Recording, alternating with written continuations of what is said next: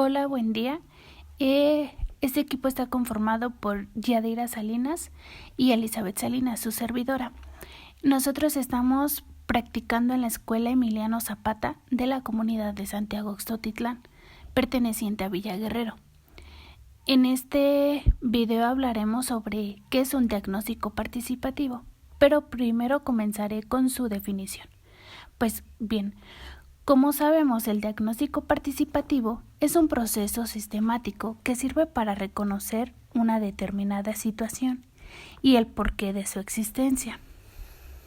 Este diagnóstico se hace a partir de una intervención y opinión de las personas que viven en ese lugar y que tienen que ver con esa situación o problemática que llegan a encontrar. Pues bien, para realizar un diagnóstico participativo cuentan con 5 pasos. El primer paso es identificar el problema del diagnóstico. En primer lugar, pues en este primer paso tenemos que buscar la problemática que llegamos a encontrar en la comunidad, es decir, buscar experiencias a partir de personas que pues están viviendo esa situación.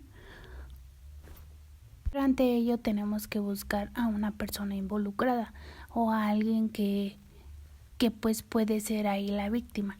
Entonces de ahí ya podemos ver la selección del problema. Un ejemplo que nosotros estamos viviendo y que nos damos cuenta es que los niños a partir de cierta edad, que son menores de edad, deciden salir de la escuela por buscar empleo, por irse a trabajar al campo, porque prefieren recibir dinero a estar estudiando, ya que la mayoría sus padres a veces no los apoyan. Pero pues antes de eso tenemos que tener una idea precisa de lo que va a abarcar nuestro tema. Por ejemplo, reflexionaremos junto con la población involucrada a partir de una pregunta del por qué creen que está surgiendo ese problema, por qué es que los niños dejan de estudiar, si los del problema son los niños o son los padres de familia. Entonces, tenemos que buscar el contexto del problema, lo que rodea el problema y las situaciones por las que están pasando esos niños.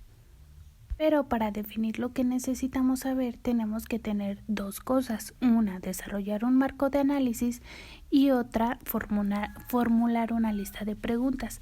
En desarrollar un marco de análisis es explicar el problema considerando las causas y consecuencias que puede llegar a tener ese problema. Entonces, formular una lista de preguntas, debemos hacer unas pequeñas listas para saber qué es lo que necesitamos saber. Por ejemplo, en la situación que acabo de comentar de por qué los niños llegan a salirse de la escuela a temprana edad, podríamos poner cuáles son las causas del por qué los niños se salen de la escuela o qué factores económicos influyen en este problema. Esos son unos ejemplos que acabo de dar. Obviamente son más ejemplos los que se deben de realizar. Ahora, en el siguiente paso, que es elaborar un plan de diagnóstico, ya que tenemos el problema seleccionado, el marco de análisis y una lista de preguntas que lo había comentado anteriormente, ahora se necesita saber y buscar actividades para investigar el problema. Ahí va relacionado el qué, cómo, dónde, quiénes, con qué y cuándo. Esto en qué es quién está involucrado, averiguar por qué los niños están pasando por esa situación. ¿Cómo? Podemos hacerlo en entrevistas, en cuestionarios, haciendo asambleas, etcétera, o hablando con las escuelas. Otra, ¿dónde? Podría ser, no sé, en la delegación, en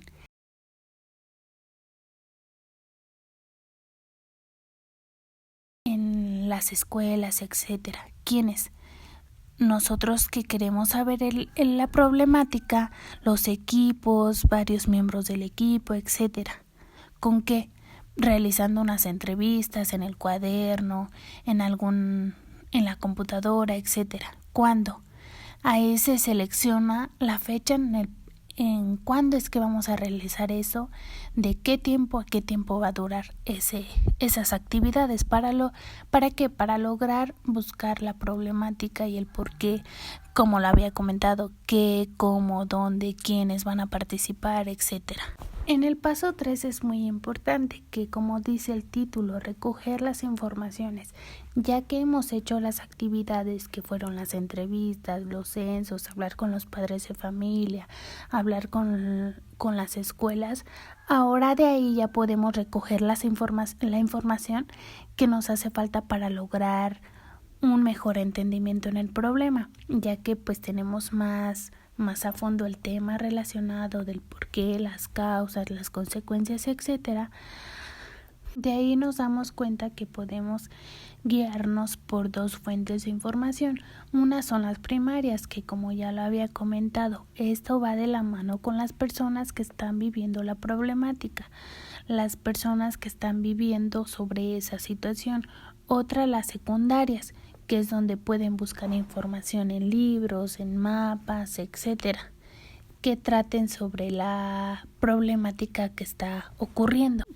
Para hablar más a fondo, las fuentes secundarias, pues a veces son los resultados que pues llegamos a ver de unas investigaciones pasadas que pues tal vez no lo dejaron muy a fondo, pero pues nos podemos ir guiando con ese tema. Por ejemplo, buscar resultados de por qué está pasando eso, por qué los niños se salen de las escuelas, de ahí guiarnos. Y en las fuentes primarias son los hechos que las personas cuentan de la realidad. De ahí nos vamos dando cuenta y vamos obteniendo información a través de la observación, que es muy importante. ¿Por qué? Porque es la conversación que tenemos en la entrevista con la población, las encuestas, de ahí nos damos cuenta sus experiencias que nos están platicando, sus opiniones, etcétera. El cuarto paso, que es procesar las informaciones recogidas, ya que tenemos el primer paso hasta el tercero, vemos que todavía hay algunos temas que pues todavía no tenemos muy enfocado de qué hablan. Ahí es cuando estas informaciones están sueltas o separadas de otras, cuando aún no tenemos bien definido de qué quieren hablar. De ahí realizan un marco de análisis y de listas de preguntas claves, como le había comentado en el primer paso y en el segundo. Ya que tenemos esos pasos, ahora en el paso 4 se justifica que se debe de clasificar. Por ejemplo, en las entrevistas veremos clasificar de géneros, por ejemplo, de las entrevistas a mujeres, a los padres de familia, a las madres de familia, a los niños, que son los involucrados, del por qué en el ejemplo que estoy dando del por qué ellos se salen de la escuela a temprana edad. Desde ahí pues es cuantificar, vemos vemos los datos numéricos. Por ejemplo, vamos a hacer un porcentaje de tal niños no les gusta estudiar por esta razón, tales niños sí les gusta estudiar por esta razón. Entonces ahí vamos haciendo gráficos o promedios o porcentajes, lo que sea, para que estas cifras se ubiquen en unas tablas o cuadros, como lo había comentado. Otro sería el relacionar una causa o efecto, que habla de por qué se está provocando eso, por qué está pasando esta situación con los niños. Otra es la contradicción. Hay veces donde los niños están dando su versión, pero los padres están dando otra versión que no concuerda entre ellos mismos. Y por último sería el de problematizar, que habla sobre las validez de las informaciones que nos habían dado y ver si va acorde a las otras informaciones que nos dan otras personas. Por ejemplo, de ahí ver las causas, las consecuencias, qué es lo que está pasando y el por qué está pasando esto. Importantes. El primero sería elaborar materiales educativos. ¿Para qué nos va a servir elaborar materiales educativos? Bueno, pues elaborar materiales educativos deben de ser materiales atractivos y por supuesto también deben de ser comprensibles. En este material se van a presentar los resultados de nuestro diagnóstico. El otro punto sería realizar eventos de socialización. ¿Para qué? Para que podamos reconstruir el proceso del diagnóstico con 3 puntos. Representación de nuestros resultados, discutimos el problema y formulamos las conclusiones. Y por último, toma de decisiones. ¿Para qué se utiliza?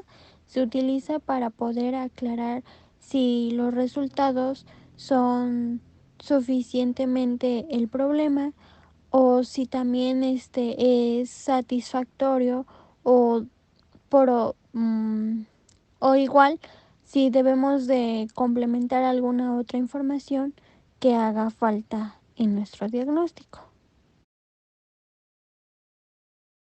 Pues sabemos que un diagnóstico comunitario es muy importante para la comunidad y para nosotros que queremos saber más sobre el problema que hemos visto o que hemos investigado. Pues sabemos que el diagnóstico puede brindar muchas oportunidades para nosotros y para la comunidad, pues nos ayuda un análisis integral que debe crear un consenso comunitario sobre los problemas en la comunidad, identificar los factores que contribuyen a estos problemas y el por qué está sucediendo esa situación. Entonces nos ayuda a reconocer y mejorar los problemas, conocer sus causas, sus recursos, dando mayor relevancia al punto de vista de quienes lo viven, de quien los está viviendo día a día. También nos ayudaría a dar propuestas de solución, compartirlas entre la comunidad, las instituciones públicas como es la escuela, porque hay mucha deserción en las escuelas, lo que genera pertenencia y adhesión a las personas que lo llegan a pasar. Y pues debemos de recalcar que para lograr un diagnóstico se necesita la participación de la comunidad y de las personas que están investigando. Por ello se debe de garantizar la más amplia cantidad de personas, organizaciones, actividades, los estudiantes, la ubicación, la cultura, lo religioso, las visiones políticas. Eso se debe de llevar a cabo y saber para poder lograr el porqué, las situaciones de lo que está pasando. Pues para hablar de manera breve de lo que se trató, pues sabemos que el diagnóstico participativo cumple diversos objetivos dependiendo de quién lo ocupe. En nuestro caso, pues hablamos sobre los niños, de la problemática que hemos visto, del por qué se salen de las escuelas. O igual podemos encontrar de la salud que pues llegan a tener los niños en esa comunidad, del por qué hay muchos fumigantes, etcétera. Esa también podría ser otra problemática. Ya de ahí en el segundo paso es ya que tenemos definido el objetivo del diagnóstico, se debe organizar el proceso a través de un plan de trabajo que debe de ser los participantes, el territorio, la zona donde se va a elaborar el diagnóstico, los funcionarios quienes llegan a participar, los recursos necesarios, la fecha de inicio y de término, las metodologías y técnicas que se usarán, como por ejemplo las entrevistas, los cuestionamientos, etcétera. De ahí las capacidades a equipo, la